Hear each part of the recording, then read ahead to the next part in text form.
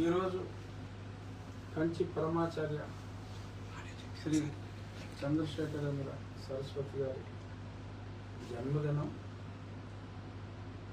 ఈ అనురాధ నక్షత్రం చక్కటి ముహూర్తం ఈరోజు ఉదయం 7:14 ఎప్పటి నుంచో గత 2 నెలలుగా మనందరం ఆకాంక్షిస్తున్న ఆకివీడు శ్రీరామ మందిర పునర్నిర్మాణం శంకుస్థాపన కార్యక్రమం చాలా ఘనంగా భక్తజనుల నడుమ ఉత్సాహంగా జై శ్రీరామ్ నినాదాలతో నినాదాలతో చాలా వైభవంగా జరిగింది. ఇందుకు సహకరించిన అన్ని అనుమతులు సకాలంలో ఇచ్చిన ప్రభుత్వ యంత్రాంగానికి ఈరోజు త్రేతాయుగంలో కూడా మరి ఏదైనా యాగం నిర్వహించాలంటే అప్పుడు దానవులను రాక్షసులను ఓ బ్రీడ్ సెపరేట్గా ఉండేది. సో అప్పుడు యాగ పరిరక్షణ కోసం మరి కొంతమందిని రక్షణగా నియమించుకోవాల్సిన అవసరం ఉండేది. అలాగే ఈరోజు కూడా మేము ఈ శంకుస్థాపనలో యాగం కూడా తలపెట్టాం. ఆ శంకుస్థాపన కార్యక్రమం ఆ యాగ భంగం కలిగిస్తారేమో అని మరి కొందరు కలిగిస్తాము అని చెప్పి మాట్లాడిన బ్యాక్గ్రౌండ్లో మేము కూడా రక్షణ కోసం రక్షక భటుల్ని అనగా పోలీసు వారిని వాడటం జరిగింది. సో రక్షణ వలయంగా నిలిచి మోడర్న్ దానవుల దారి నుండి మా శంకుస్థాపన కార్యక్రమం ఆ సందర్భంగా మేము తలపెట్టిన యాగం ఎటువంటి అవాంతరాలు లేకుండా మరి జరిపిన పోలీస్ శాఖ వారికి కూడా మా హృదయపూర్వక ధన్యవాదాలు తెలియజేస్తున్నాం. ఈ సందర్భంగా సరే రకరకాల కాంప్లిమెంట్లతో పాటు రకరకాల కామెంట్లు చేసేవాళ్ళు కూడా ఉంటారు. ఈ కార్యక్రమం అనుకున్న దగ్గర నుంచి మీడియా వారు కొందరు సహకరించారు, కొందరు రకరకాల పచ్చి అబద్ధాలతో వ్యతిరేకించారు. ఎవరి అభిప్రాయం వాళ్ళది కాబట్టి ఇప్పుడు సజావుగా ఈ క్షణం వరకు అన్నీ అద్భుతంగా జరిగినాయి. ఈ సందర్భంగా మీడియా మిత్రులతో మీ అభిప్రాయాలు ప్రజాభిప్రాయంగా కూడా మీరు అడగవచ్చు. మీ అభిప్రాయం అదే అయినా సరే అడగవచ్చు. మీ అభిప్రాయాలు చక్కగా మొహాటం లేకుండా సిగ్గు లేకుండా అడగాలని చెప్తున్నాను, కోరుకుంటున్నా.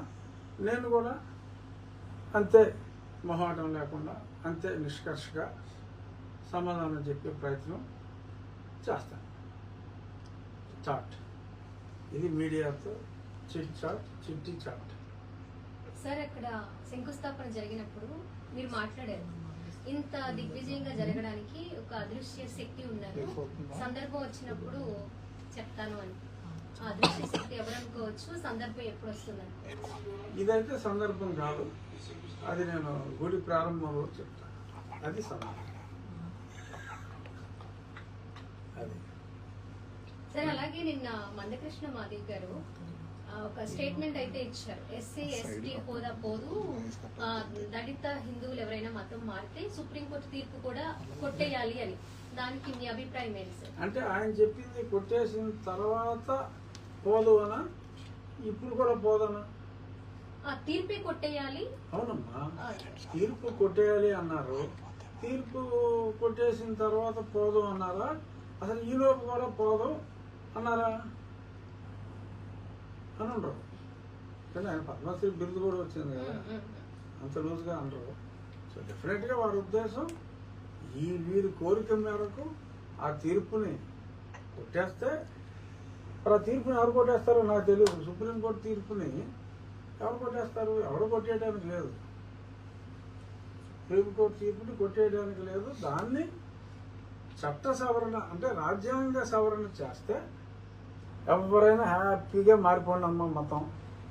మీరు మతం మారిపోయినప్పటికీ మీకు కులం మారదు అన్నప్పుడు ఏమవుతుందంటే క్రైస్తవ మతానికి కూడా కొన్ని నియమ నిబంధనలు ఉంటాయి. ఆ మతం ఇక్కడ పుట్టిన మతం కాదు. ఆ మతం ఒక రకంగా ఎడారిలో పుట్టిన మతం, విశ్వవ్యాప్తమైన మతం, ప్రపంచంలో అత్యధికులు ఫాలో అయ్యే మతం క్రైస్తవ మతం. మన దేశంలో అత్యధికులు ఫాలో అయ్యేది హిందూ మతం, ప్రపంచంలో అత్యధికులు ఫాలో అయ్యేది క్రైస్తవం. సో ఆ మతానికంటూ కొన్ని నియమ నిబంధనలు ఉన్నాయి. ఆ మతంలో కులం అన్నది లేదు. సో కులం ఉన్నదే లేని మతంలోకి మీరు షెడ్యూల్డ్ తరగతులు అని చెప్పి నియమించుకుని షెడ్యూల్డ్ తరగతుల్లో ఒక్కొక్క రాష్ట్రంలో ఎన్నో కులాలు, ఇక్కడ 57 ఎన్నో ఉన్నాయి మన రాష్ట్రంలో. అలా కొన్ని రాష్ట్రాల్లో 100 ఉన్నాయి, కొన్ని రాష్ట్రాల్లో 40 ఉన్నాయి. అలాగా ఏ రాష్ట్రానికి ఆ రాష్ట్రం ఒక షెడ్యూల్లో చేపట్టిన కులాలు ఈ షెడ్యూల్ కూడా క్రైస్తవ మతంలో ఉండాలి అని చెప్పి వీరు కోరుకుంటే ఆ మత పెద్దలు ఒప్పుకోవాలి. ఇదంతా అర్రిబుర్రిగా అయిపోదు. సో అంచేత మీరు ఆ మతాన్ని గౌరవించాలి అంటే ఆ మతంలో కుల వ్యవస్థ లేదు. మరి ఈ మతంలో ఉండాలి అంటే ఈ మతంలో కుల వ్యవస్థ ఉన్నప్పటికీ ప్రస్తుతం ఎవరో కుల వ్యవస్థని పట్టించుకోవటం లేదు. సో పట్టించుకోవటం లేదు కాబట్టి మీకు రిజర్వేషన్లు అవసరం అని ఇంకా మీరు అనుకుంటే, ఒరిజినల్గా 10 ఏళ్ళు చాలనుకున్నారు, దాన్ని అలా 10 పెంచుకుంటూ వెళ్ళారు. రాజకీయ కారణాలు కావచ్చు, ఏదైనా కారణం కావచ్చు, దానికి పడతారు కారణం కావచ్చు. బట్ ఇప్పుడు చాయిస్ ఏంటి? ప్రస్తుతం ఉన్నది రిజర్వేషన్ కావాలి అనుకుంటే